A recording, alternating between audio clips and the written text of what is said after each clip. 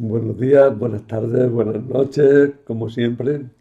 Comenzamos nuestro tema 27 de este curso sobre San Pablo y su obra. Y hoy, estos son los apuntes, ¿verdad? Hoy, como veis, toca la cuarta parte del martirio de San Pablo, que ya os acordaréis que vimos su prisión, su proceso en Cesarea, el viaje desde Cesarea hasta Roma, y hoy pues nos toca hablar del final en Roma.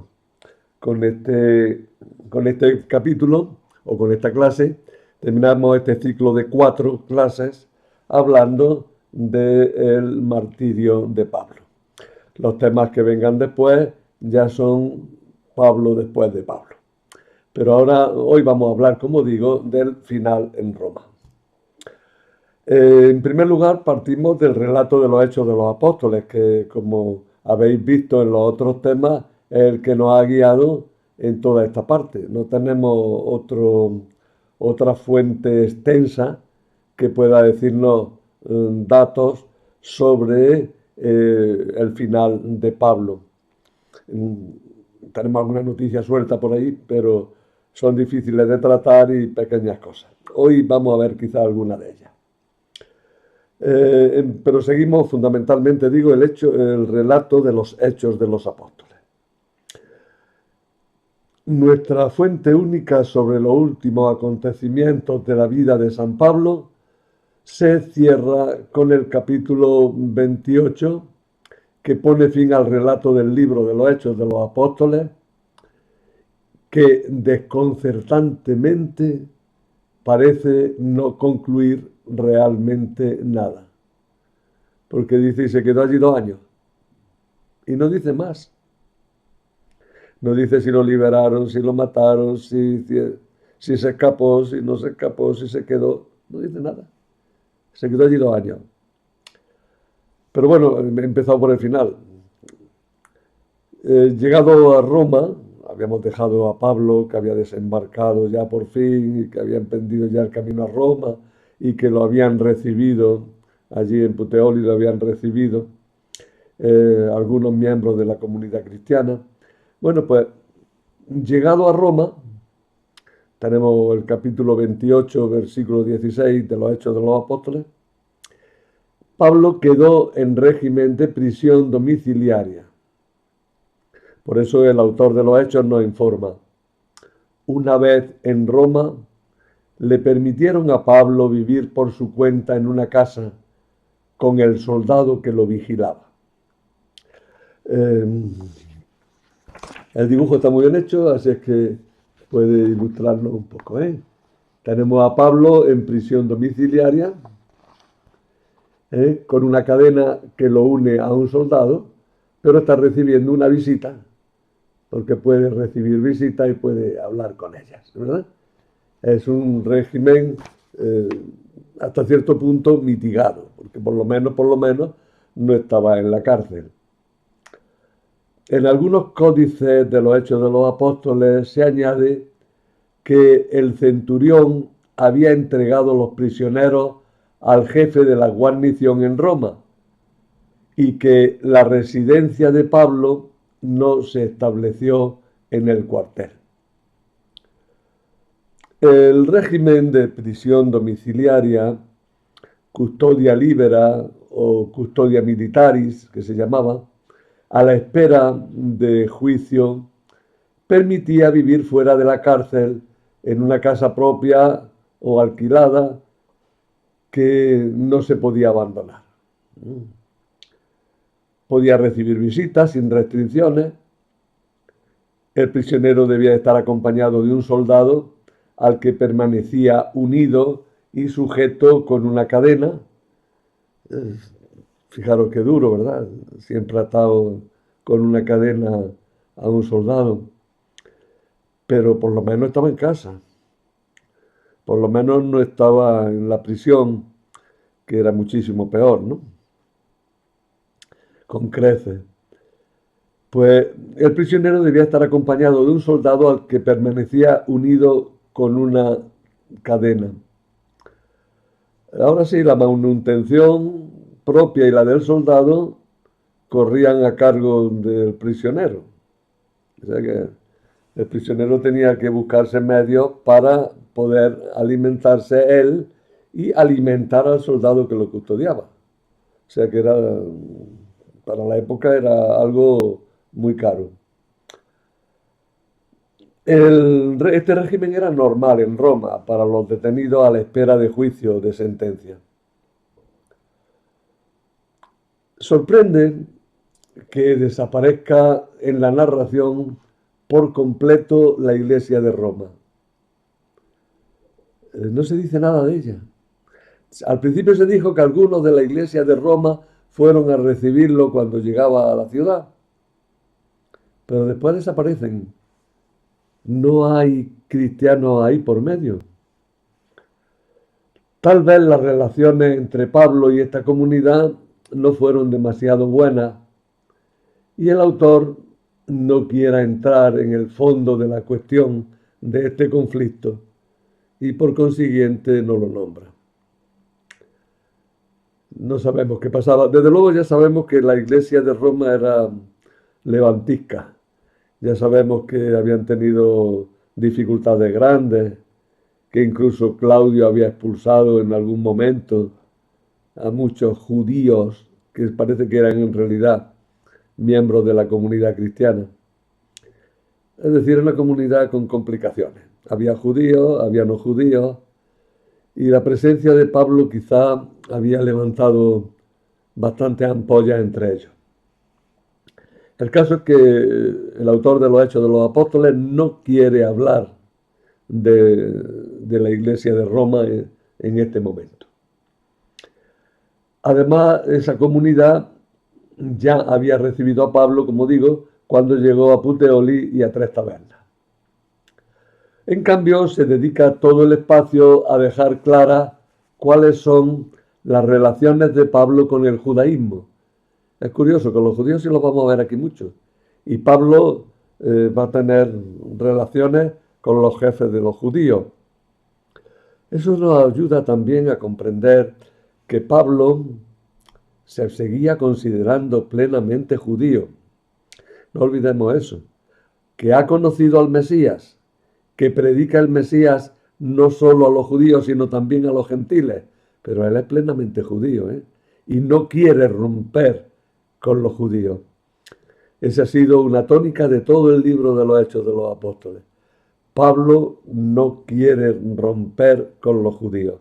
Si ha habido rupturas, las rupturas han venido por parte de los judíos, pero por parte de Pablo no ha habido voluntad de romper con ellos.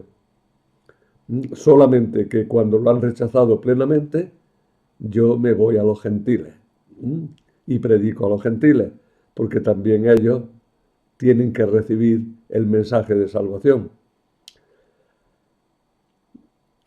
Pablo se dedica a tener en esta última etapa unas relaciones bastante importantes con los judíos de las sinagogas de Roma.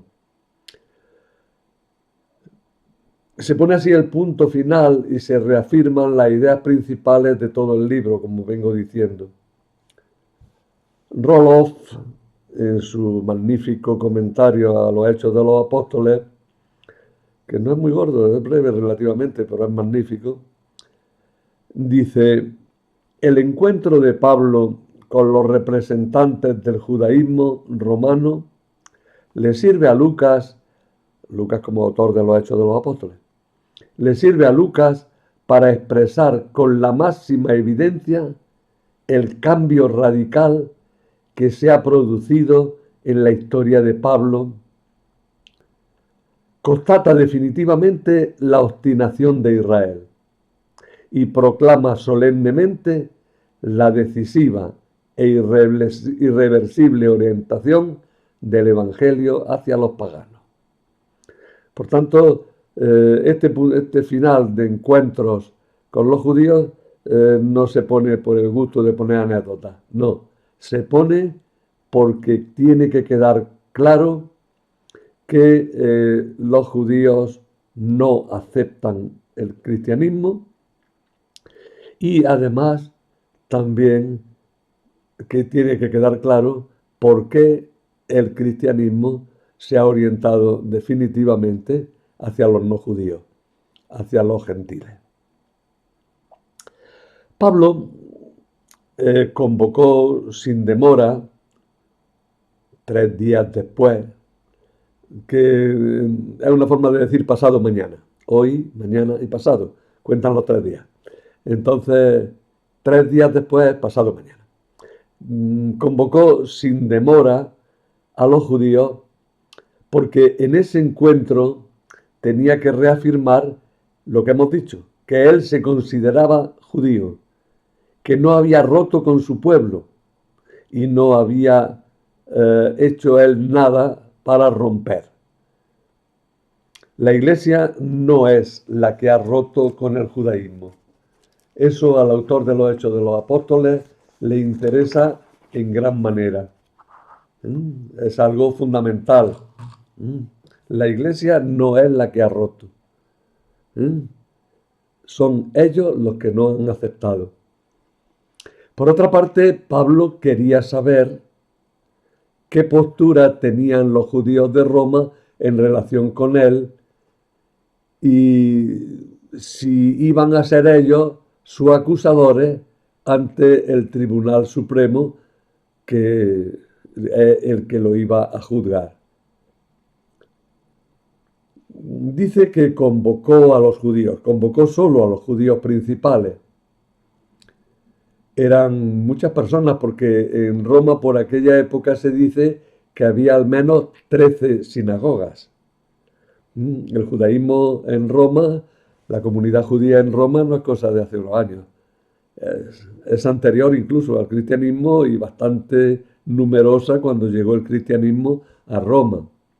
Hoy día todavía sigue siendo una población bastante numerosa la de los judíos en el barrio del Trastevere, sobre todo,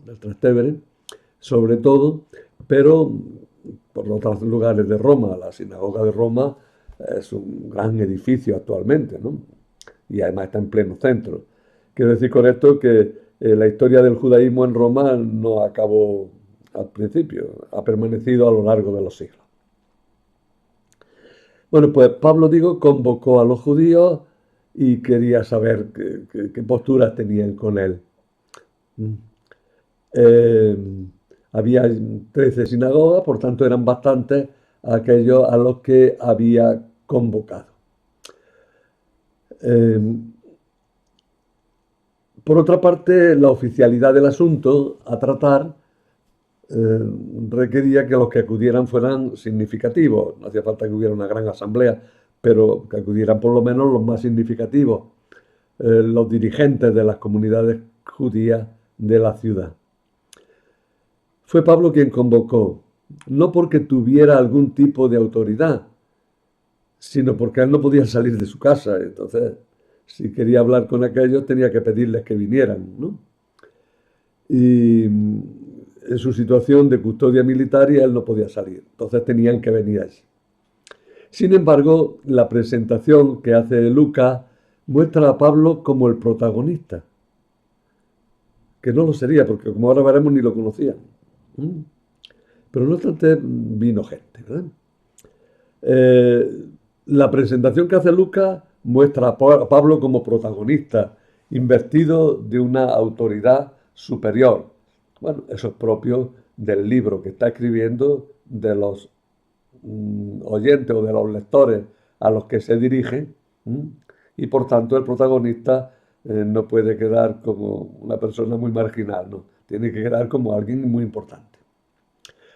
Cuando vinieron las autoridades, Pablo mismo hizo un corto informe diciendo que, siendo inocente, había sido detenido y entregado a los romanos. También dice que su situación fue como la del mismo Jesús, ¿no? Segunda cosa, los romanos lo habían interrogado y no habían encontrado culpa. Tercera cosa que informa Pablo, ante el peligro que suponía ser juzgado por sus enemigos, había apelado al emperador. En este punto era muy difícil, era un punto difícil. ¿Por qué Pablo no se había sometido a las autoridades judías y había dado el salto a ser juzgado por el emperador?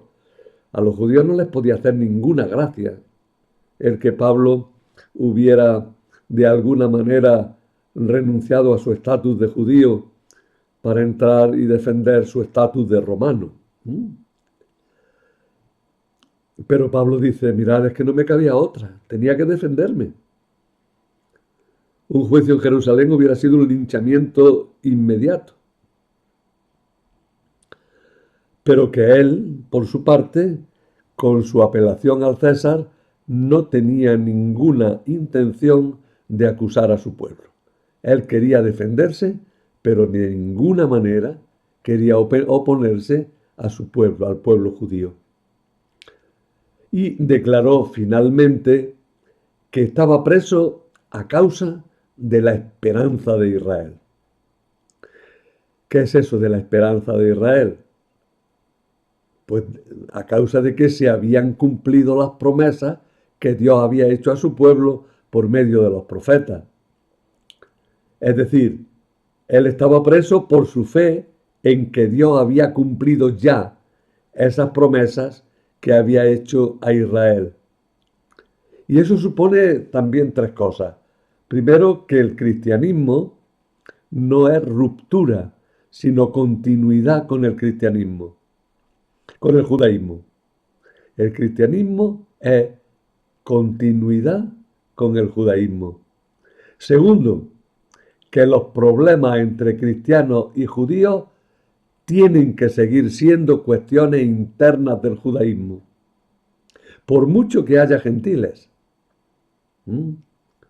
Pero los gentiles, como dice por otro lado, ¿no?, son la rama que se ha injertado en el árbol viejo, ¿no? Y tercero, que no hay acusaciones de tipo civil que sean sostenibles en contra del cristianismo. El libro al final, el libro de los Hechos de los Apóstoles, al final no olvida que hay un problema de persecución contra los cristianos y que hay que sentar jurisprudencia en favor de los cristianos. Y esa jurisprudencia en favor de los cristianos pasa por jurisprudencia en favor de Pablo. Bien, una vez que Pablo había hecho todo ese informe, que él era inocente, que lo habían entregado a los romanos, que él, viendo que lo iban que los romanos que lo habían declarado inocente, pero viendo que lo iban a entregar a los judíos, tuvo que apelar al emperador. Bien, una vez que había dicho todas estas cosas, los judíos le dijeron que ellos no tenían ningún informe en contra de Pablo. Y esto hay aquí una cosa que nos sorprende. Pablo creía que llegaba a una Roma que estaba de uñas contra él y se encuentra con unos señores que le dicen que no saben de él nada. Aquí no han dicho nadie, ¿no? Tú sabrás que te han traído aquí. Pero aquí nadie dice nada de ti. Pero que les venía muy bien que estuviera allí Pablo, porque ellos tenían problemas con los cristianos, que ellos no sabían a qué atenerse con el cristianismo. Que ellos deseaban que Pablo les informara sobre el cristianismo. Pues allí en la ciudad, en Roma, había entre los judíos una controversia muy fuerte sobre el tema del cristianismo. Y ellos, los dirigentes de la comunidad judía, se alegraban de poder tener un buen informador como era Pablo, que les ilustrase sobre lo que era el cristianismo. Es curioso que el cristianismo es designado como esta secta. La expresión secta no tiene el carácter despectivo y negativo que puede tener muchas veces entre nosotros. Equivale simplemente a este movimiento, esta facción del pueblo, este grupo, esta cofradía, por así decirlo. Los judíos de Roma querían pues informarse bien sobre qué es lo que sucedía con un grupo controvertido dentro del mismo judaísmo. Y habían acudido porque se daban cuenta de que en Pablo tendrían un buen informador. En respuesta a la petición de los mismos jefes judíos, Pablo acepta con gusto el recibir sus visitas. Así podrá dar testimonio de Cristo en la misma Roma, en lo que para él era el confín del mundo. Pues como decimos nosotros, todos los caminos conducen a Roma. Y él, llegado a Roma, se alegra de poder entrar en contacto también, de alguna manera, con el centro del judaísmo de la diáspora, por mucho que esté muy desplazado hacia el oeste. La predicación de Pablo se resume en el libro de los Hechos de los Apóstoles 28-23, diciendo: dando testimonio e intentando persuadirlos de lo relativo a Jesús, apoyándose en la ley de Moisés y de los profetas. ¿Veis? Apoyándose en la ley de Moisés y de los profetas, Pablo da testimonio de Jesucristo. Y da testimonio para llevar a su pueblo a la conversión, a reconocer que las promesas de Dios se han cumplido en Cristo. Ante esta predicación se reproduce el escenario que hemos venido viendo a lo largo de todo el libro, en todas las partes y en todos los lugares. Unos aceptaban con fe lo que decía, pero otros permanecían incrédulos. Se produce una división. Unos aceptan, pero a su vez otros rechazan. Y ahí entonces el libro nos va a dar el último discurso de Pablo. El libro se cierra con unas breves palabras de Pablo dirigidas a los judíos que no han creído en el mensaje cristiano. Por tanto, el libro de los Hechos de los Apóstoles se cierra por medio de Pablo con una invitación a los judíos no creyentes a incorporarse al cristianismo. Como veis, el libro de los Hechos es un libro que busca la unidad y nunca busca la ruptura. Al contrario, busca la unidad y es un llamamiento todavía esperanzado a que los judíos acepten la verdad del cristianismo. El libro se cierra con unas breves palabras de Pablo dirigidas a los judíos que no han creído en el mensaje cristiano. Y estas palabras, a su vez, dejan asentado el estado de la cuestión del cristianismo ante los jueces paganos que tienen que dar sentencia acerca de Pablo y acerca del cristianismo en general, dejando claro que es una cuestión interna del judaísmo. Le está diciendo también a los romanos que no se metan en cuestiones que no les conciernen.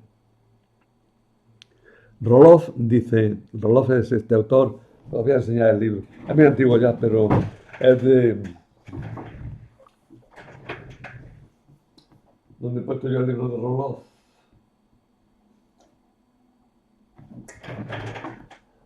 Lo lamento, pero ahora no, creí que lo tenía a mano, no lo tengo a mano. ¿Acaso es que lo tuve en la mano el otro día? Bueno, perdonadme. De todas maneras, queda esto claro. Roloff dice, con el trompetazo de una cita de Isaías, Pablo da por terminada la discusión.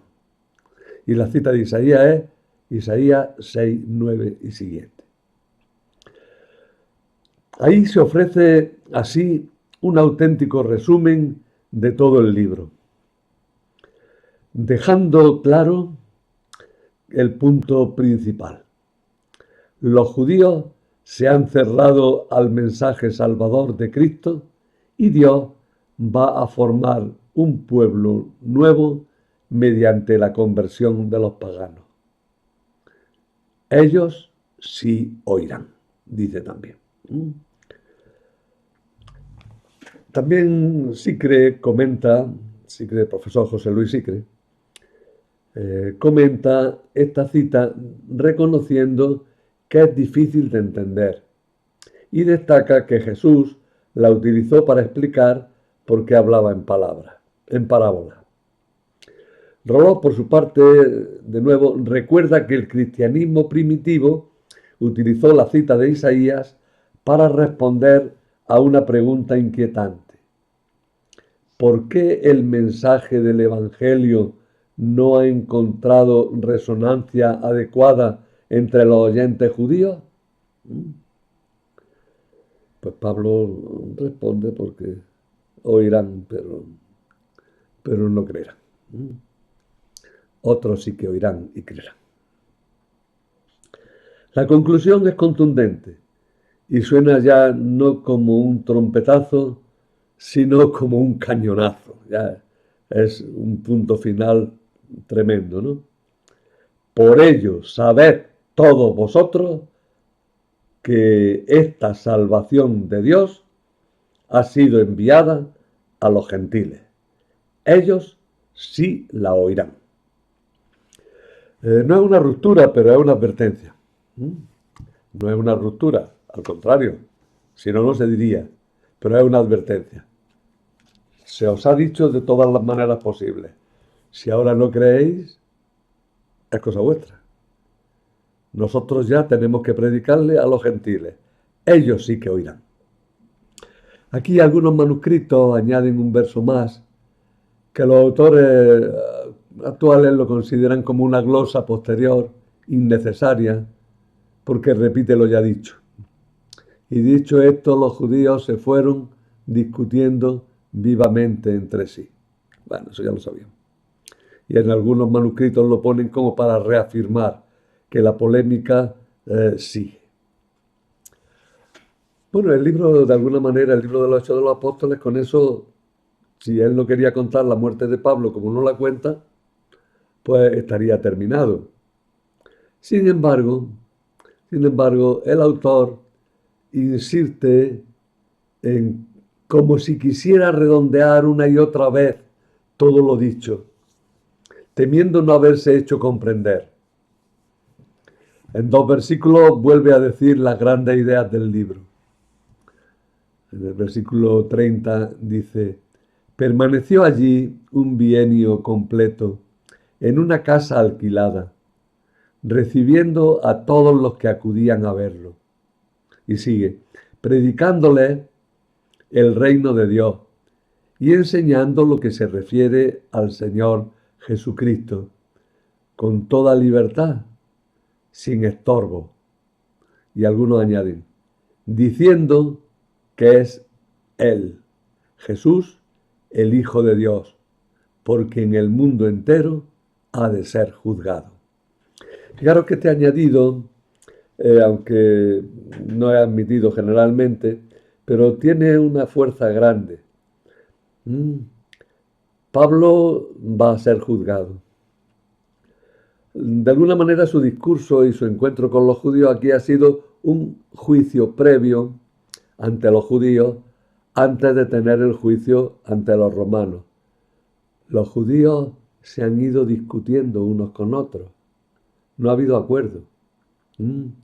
Y por otra parte, queda pendiente la gran cuestión. El verdadero juez, el que juzgará realmente, es Jesús. Entonces todo un libro, como es el libro de los Hechos Apóstoles, que desde el principio hasta el final está lleno de juicios que van declarando la licitud del cristianismo, muchas veces a través de la inocencia de Pablo, un libro en el que tanto judíos como romanos cuando han dado sentencia han dado sentencia de inhibirse en el tema, ¿m? Porque no tienen capacidad para dilucidar. ¿M? Un libro que dice que no haya persecuciones, en definitiva, pero que está lleno de juicios, queda con una advertencia al final. El verdadero juez es el Señor, ¿eh? Él es el que juzgará. ¿M? Me acuerdo ahora, digo así como anécdota y además muy mal contada, porque el recuerdo que tengo es muy vago, pero sí quiero destacarlo. No hace muchos años, don Antonio Ceballos, que es de aquí de Jaén, era de aquí de Jaén, y era obispo en Cádiz, eh, fue acusado de haber utilizado fondos de la Junta de Andalucía y bueno, fue citado a juicio y cuando fue a juicio él se puso muy solemne y a la misma juez le dijo, por el juez que nos ha de juzgar a usted y a mí. Hay un juez superior que juzga a los jueces de este mundo, que nos juzga a todos, ¿no? Bueno, aquello lo sobreseyeron, lo de don Antonio, por si queréis tener. No había fundamento ninguno, simplemente que había pedido una ayuda para una cosa, se la habían concedido y se había aplicado a lo que se había, vamos, a lo que pertenecía. Unos fondos de ayuda a unos obreros que trabajaban en el obispado de Cádiz de alguna manera, no me acuerdo muy bien. Pero el caso es que la juez vio claramente que simplemente se habían cumplido todas las normas y que no había ningún problema. Y no se acabó el problema con don Antonio. Lo digo por si a alguien le quiere quedar algo. El caso es que el juez que nos ha de juzgar a todos, ¿eh? Es Jesús. Bueno, pues el bienio que se queda Pablo allí en Roma, permaneció allí un bienio completo. Quiere decir que las autoridades romanas respetaron el plazo establecido por la ley para que pudieran presentarse los acusadores contra Pablo. Quiere decir también que Pablo predicaba a todos, tanto judíos como a paganos, que predicaba libremente y sin estorbo, con entera libertad, a pesar de estar en cadena, y que el contenido de la predicación era el reino de Dios. Fijaros que en estos pocos versículos pues mete también de alguna manera todo el libro. El último verso, el que ya lo he destacado antes, diciendo que Él es Jesús, el Hijo de Dios, por quien el mundo entero ha de ser juzgado, ese último verso no lo traen la mayoría de los manuscritos, pero refuerza la idea de que todo el libro es como una gran sesión judicial, al recordarnos que en definitiva el único juez es Jesús. Bien, hasta ahí como lo cuentan los Hechos de los Apóstoles y ahí se queda el libro, ¿no? Los escritos del Nuevo Testamento nos recogen el hecho de Pablo en Roma, el resto no lo recogen, salvo este libro de los Hechos de los Apóstoles que, como acabamos de contar y analizar, terminan el relato aludiendo a la condición de prisionero del apóstol, que sin embargo podía recibir a todos. El prisionero que puede actuar libremente. Este tipo de paradojas siempre en literatura vienen bien y también para expresar cosas grandes como son el gran misterio del anuncio del Evangelio a los hombres, ¿no? A pesar de eso, en la segunda carta a Timoteo, que como veremos la consideramos ya posterior a Pablo, se ponen en labios de Pablo estas palabras. Pues yo estoy a punto de ser derramado en libación y el momento de mi partida es inminente. Él considera su vida como un vaso de un líquido precioso, puede ser agua o cualquier otro líquido, que se ofrece a Dios derramándolo sobre el altar. Eso es una libación, ¿no? Pues la vida de Pablo es como una libación, que va a ser derramada. Este versículo del libro de la carta a Timoteo pues la segunda carta a Timoteo, insisto en ella, diciendo, pues yo estoy a punto de ser derramado en libación y el momento de mi partida es inminente. ¿Mm? Si es posterior a Pablo, pues está indicando que Pablo fue ejecutado. ¿Mm? Se usan dos imágenes, la cultural del sacrificio, que ya la había utilizado también en la carta a los filipenses, interpretando el martirio como parte del sacrificio de Cristo. Y además tiene una metáfora marinera de soltar la amarra de un barco que se va a adentrar en alta mar. Son dos imágenes, el sacrificio y el viaje por el mar hacia lo profundo, hacia lo desconocido, que ha sido también siempre un símbolo de la muerte, ¿no? Incluso se ha utilizado por otros autores, me acuerdo ahora mismo el final de los hechos, no, el final del libro del Señor de los Anillos, eh, que al final el protagonista y otros van a un puerto, se embarcan hacia unos puertos lejanos, desconocidos, en definitiva, que mueren de alguna manera. Esta imagen de la partida y del sacrificio la junta en este versículo. Y se alude discretamente al acontecimiento de la muerte y a una muerte cruenta, en el que se ha derramado la sangre. Por eso se puede hablar de libación. Bueno, no tenemos más datos. En los testimonios provenientes de la Iglesia romana antigua, los nombres de Pablo y Pedro vienen siempre asociados. Desde el principio, las menciones de Pedro y Pablo vienen juntas en la historia de Roma y todavía hoy día el Papa, cuando, por ejemplo, va a dar una bendición, dice que lo hace con la autoridad de Pedro y de Pablo. O sea, los nombres de Pedro y de Pablo quedan asociados al comienzo y al fundamento de la ciudad de Roma, de la comunidad cristiana de la ciudad de Roma.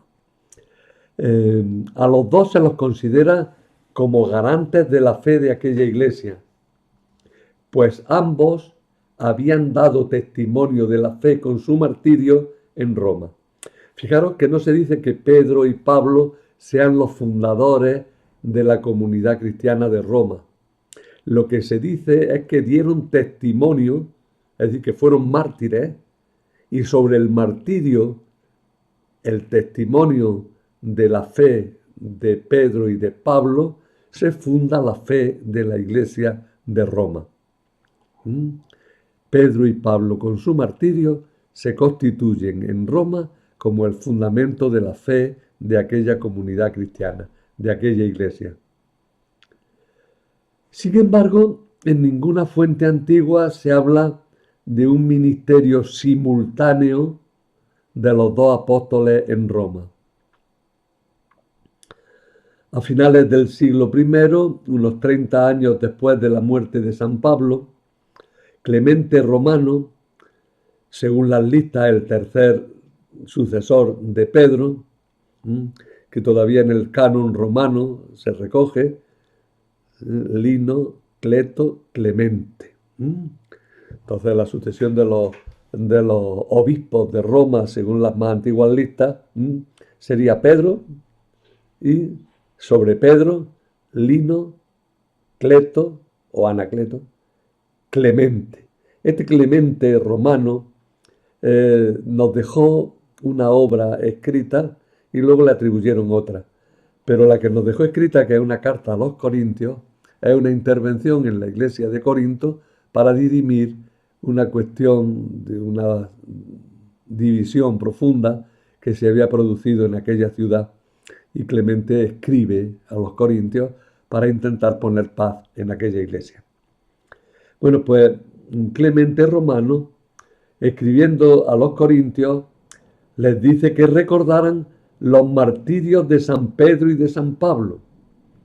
Y refiriéndose a San Pablo decía: por razón de celo y contienda, Pablo con su ejemplo señaló el premio de la resistencia y la paciencia después de haber estado 7 veces en grillos, en grillos es prisionero, de haber sido desterrado, apedreado, predicado en el oriente y en el occidente, ganó el noble renombre que fue el premio de su fe, habiendo enseñado justicia a todo el mundo y alcanzado los extremos más distantes del occidente. Es decir, según Clemente, Pablo habría estado en España, que es lo más occidental que tenían los romanos, ¿no? Y cuando hubo dado su testimonio delante de los gobernantes, partió del mundo y fue al lugar santo, habiendo dado un ejemplo notorio de resistencia paciente. Veis que es un lenguaje ahí muy a media, en el que, bueno, escarbando se puede sacar en claro que Clemente creía que Pablo había tenido muchos martirios, muchas ocasiones en las que había pasado prisiones, torturas, dificultades, que había llegado hasta España, pero que en el momento final pues había dado testimonio de su fe. Clemente habla de la resistencia paciente de Pablo, es decir, de su constancia generosa para mantenerse en la fe a pesar de los sufrimientos padecidos durante un largo tiempo. Ciertamente, Pablo no había dicho en vano: llevo en mi cuerpo las marcas de Jesús. Y eso lo había podido decir ya en la carta a los Gálatas, ¿eh? Y después pasaron muchas cosas. En Gálatas 6:17 dice eso: llevo en mi cuerpo las marcas de Jesús. Y después siguió recibiendo más marcas de Jesús. El mismo escritor, Clemente, habla de que Pablo había alcanzado los extremos más distantes de Occidente, con lo que se refería a que había cumplido su promesa o su propósito de llegar a España, como lo había expresado en la carta a los Romanos 15:24, diciendo que quería ir a Roma a visitarlo cuando se dirigiera a España.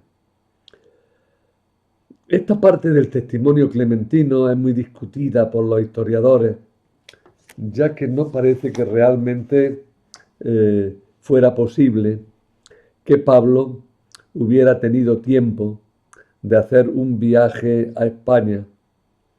El tiempo entonces se requería mucho más tiempo, ¿eh? No había un puente aéreo que facilitara las cosas y en el día pudiera estar en los dos sitios, ¿no? Un viaje a España suponía un viaje largo y para estar largo tiempo. O sea, y eso pues, no da tiempo, no cabe en la biografía de Pablo. Pero sin embargo, también Eusebio de Cesarea en el siglo IV, hablando de la época del emperador Nerón, dice, estamos hablando ahora de Eusebio, otro autor, el que es famoso por su historia eclesiástica. Durante su reinado de Nerón, Pablo fue decapitado precisamente en Roma y Pedro fue allí crucificado. El relato está confirmado por el nombre de Pedro y de Pablo que aún hoy se conserva en sus sepulcros en esa ciudad. Es decir, en la época de Eusebio de Cesarea, en el siglo IV, los sepulcros de Pedro y de Pablo, que llevan inscritos sus nombres, son venerados por los cristianos y son conocidos en el mundo entero. Hay un sepulcro de Pedro y un sepulcro de Pablo en la ciudad de Roma. Y en Roma se reconoce que murieron allí esos dos apóstoles. Y Eusebio se apoyaba para esta afirmación en el testimonio de un presbítero romano del siglo II, más o menos de la época en la que habían pasado las cosas, o por lo menos muy cerca, muy cerca. Y este presbítero se llamaba Gallo, Gallo o Cayo. Gallo y Cayo es la misma palabra. Bueno, este presbítero Gallo, que al fin y al cabo es un nombre bastante utilizado. César se llamaba Gallo, ¿no? O Cayo. Y Calígula se llamaba también Gallo. Bueno, pues un presbítero de Roma del siglo II, que se llamaba así, Gallo, le dijo, le contó a Eusebio las cosas y Eusebio dice, yo te puedo mostrar los trofeos de los apóstoles si vas al Vaticano o a la Vía Ostiense. Allí encontrarás los trofeos de los fundadores de la Iglesia. Por tanto, Gallo en el siglo II había escrito eso. Si tú vas a Roma y vas al Monte Vaticano, encontrarás en ese monte un sepulcro que lleva el nombre de Pedro. Y si vas a la Vía Ostiense, encontrarás un sepulcro que lleva el nombre de Pablo. Todavía nosotros podemos hacer lo mismo, ¿eh? Podemos ir al Vaticano y encontrar el sepulcro de Pedro. Y podemos ir a la Vía Ostiense y encontrar la Basílica de San Pablo Extramuros, donde se venera el sepulcro de San Pablo. Trofeos son sepulcros que conocemos y veneramos aún hoy, después de 2000 años de historia en el Vaticano, por lo que respecta a San Pedro, y en la Basílica de San Pablo Extramuros, en la Vía Ostiense, por lo que atañe al apóstol de los gentiles. San Ireneo de Lyon dice a finales del siglo II, hablando de la sucesión apostólica en las distintas iglesias, dado que sería demasiado largo enumerar las sucesiones de todas las iglesias, tomaremos la iglesia grandísima y antiquísima y de todos conocida, la iglesia fundada y establecida en Roma por los dos gloriosísimos apóstoles, Pedro y Pablo.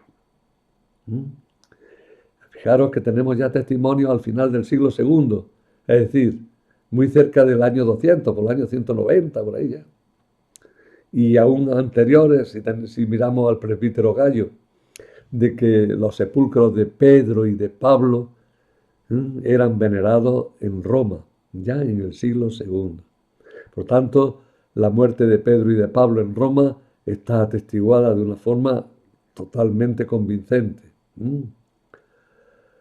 El martirio de San Pablo, sin embargo, se narra por primera vez en los Hechos de Pablo, un libro apócrifo del que hablaremos en otro tema, escrito hacia finales del siglo II. Este es el primer tomo de los libros. En esta parte no está lo de Pablo, en la segunda parte está lo de Pablo, en este libro. En esta parte están los Hechos de Andrés, de Juan y de Pedro, y en el que está debajo de la cámara que me está sosteniendo, que me está grabando, está con la misma portada, exactamente. Los Hechos de Pablo y de Tomás. Os lo mostraré el próximo no, en el último tema, cuando hablemos de los Hechos de San Pablo, de los Hechos apócrifos de San Pablo.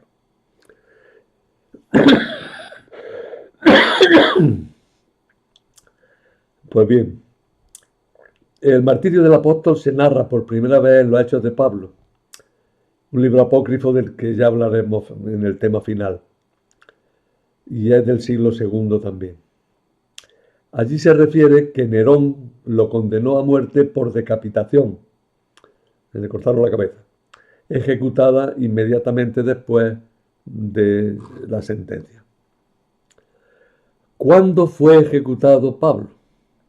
Ahí hay siempre un poco de duda de si hay una diferencia de pocos años, pero siempre se ha discutido. La fecha de la muerte varía ya en la antigua fuente, que la sitúan entre la persecución desencadenada por Nerón mismo tras el incendio de Roma en julio del año 64 y el último año de su reinado, es decir, el año 68. A esta última fecha apunta más bien el testimonio de San Jerónimo. Pues entonces, ¿qué lo decapitaron? En el año 64, cuando el incendio de Roma, que al pobre Pablo a lo mejor le pilló allí prisionero y cayó con todos los cristianos que cogieron, o lo liberaron y se fue por allá y para acá, llegó a España, se fue para Oriente, demasiado deprisa, desde luego, y volvió a Roma y le pilló allí en el año 68 y entonces fue cuando lo cogieron y lo decapitaron por orden de Nerón. Pues están las dos sentencias, o lo hicieron en la primera o en la segunda. Mm. Según un relato de corte manifiestamente legendario, el martirio tuvo lugar en las Aquae Salviae, en la Vía Laurentina. Allí, cuando el verdugo dio el golpe fatal que le cortó la cabeza a San Pablo, ésta rebotó con fuerza por 3 veces y dio lugar a 3 fuentes de agua. Trefontane es el barrio todavía. Eso lo cuenta en los Hechos de Pedro y Pablo del pseudo Marcelo del siglo V. De hecho, el lugar se sigue conociendo como las 3 fuentes, Trefontane. Pero las 3 fuentes están demasiado distantes entre sí para que podamos considerar seriamente el relato, porque la cabeza tenía que haber dado unos botes kilométricos, literalmente. No sé que no hay posibilidad. Pero bueno, detrás de fuentes o detrás de relatos manifiestamente legendarios, hay siempre un sustrato no legendario que nos importa. Pablo fue decapitado, según la tradición, en aquel barrio en la época de Nerón. Además, en consonancia con el antiguo testimonio ya mencionado del presbítero Gallo, el que hablaba de dónde estaban los sepulcros, se precisa que su sepultura tuvo lugar fuera de la ciudad, en la segunda milla de la vía Ostiense, y se concreta que fue en la hacienda de Lucina, que era una matrona cristiana que cedió el lugar para la sepultura de Pablo. Eso lo cuenta la pasión de Pablo del pseudo Abdías ya en el siglo VI. Hay que, conforme va pasando el tiempo, se van añadiendo detalles y datos que muchas veces están datados en hechos, ¿no? Aquí está el sepulcro y esto, ¿por qué está aquí, no? Pues esto antes era una finca de una señora que se llamaba Lucila, que era cristiana y lo cedió para Pablo. Bueno, pues eso es lo que cuentan y se vuelve a contar, ¿no? Pero por tanto, detrás de estas leyendas hay que tomarlas con pinzas, pero generalmente apuntan a una dirección cierta y segura. Pablo fue sepultado en Roma y sepultado con veneración. En ese lugar, en el siglo IV, el emperador Constantino erigió una primera iglesia, que después fue muy ampliada entre los siglos IV y V por los emperadores Valentiniano II, Teodosio y Arcadio. Esa basílica duró hasta que fue destruida por un incendio en el año 1800. Estuvo bien construida, duró casi 2 milenios, ¿eh? Pero en el año 1800 un incendio terrible la destruyó totalmente. Pero la iglesia no se conformó con esa destrucción, claro.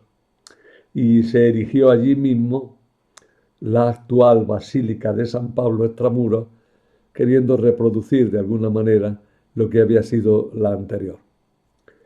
Esto no lo pongo en los apuntes, pero lo añado. Curiosamente, el incendio no afectó directamente al sepulcro, porque el sepulcro estaba en el plano inferior, por debajo, y estaba totalmente bloqueado, y sigue bloqueado. Pero por un agujero se ha podido hacer una cata y se ha descubierto que allí permanecen restos. No sé qué restos pueden quedar dentro de 2000 años, después de 2000 años, pero algunos restos se conservan allí. Y si son unos restos venerados y han sido venerados durante 2000 años, lo más fácil es que sean de quien se ha dicho durante esos 2000 años. Mucho más allá no podemos llegar, ¿eh? Pero tenemos más certeza y más constancia de los sepulcros de San Pedro y de San Pablo que de casi ningún sepulcro de la antigüedad. O sea que históricamente es de lo más seguro posible. Por tanto, ¿cómo murió Pablo? Pues sin duda murió mártir en Roma. Unos dicen que hacia el 64 y otros que hacia el 68. Murió decapitado. Todas las tradiciones son constantes en eso. Y murió en la Vía Ostiense, cerca de donde se constituyó luego su sepulcro, y sobre el sepulcro la basílica que veneramos todavía de alguna manera, porque la basílica que hay actualmente es heredera directa, inmediata, de la que se quemó en 1800. Y con esto terminamos lo que sabemos sobre San Pablo, sobre su martirio, sobre su viaje, sobre su predicación, sobre sus escritos. No obstante, aunque de alguna manera podríamos dejar cerrado esto aquí, nos queda hablar todavía de 5 cartas. La carta a los Efesios y a los Colosenses y lo que se llaman las cartas pastorales, que son las cartas a Timoteo y a Tito.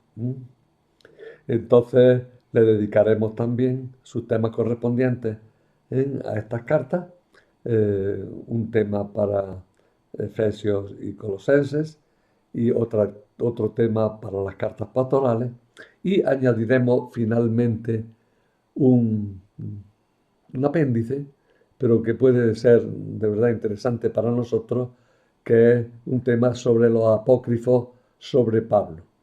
Y es interesante porque nos demuestran una cosa que volveremos a insistir sobre ella, que Pablo fue considerado importante siempre en la Iglesia, hasta el punto que mereció la pena seguir escribiendo en su nombre y sobre él muchos siglos o mucho tiempo después.